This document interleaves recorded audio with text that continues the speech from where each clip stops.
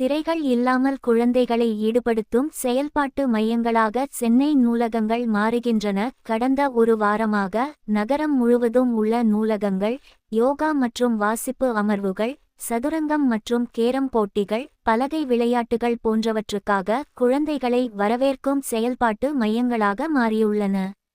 திரை நேரத்தை உள்ளடக்காத செயல்பாடுகள் மூலம் குழந்தைகளை ஈடுபடுத்துவதையும் நூலகங்கள் மீது ஆர்வத்தை தூண்டுவதையும் நோக்கமாக கொண்ட பொது நூலகங்கள் இயக்குநரகத்தின் கோடைகால வெளிக்கள திட்டத்தின் ஒரு பகுதியாக இந்த அமர்வுகள் நடத்தப்படுகின்றன.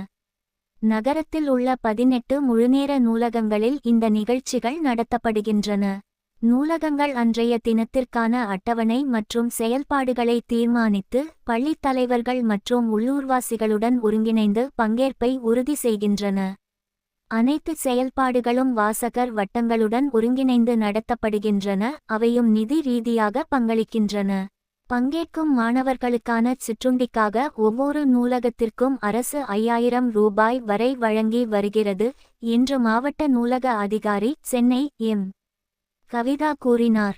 கடந்த ஒரு வாரமாக வேளச்சேரி, திருவான்மியூர், வியாசர்பாடி, அண்ணா நகர் மற்றும் ராயபுரம் ஆகிய இடங்களில் உள்ள நூலகங்களில் நிகழ்ச்சிகள் நடத்தப்பட்டுள்ளன.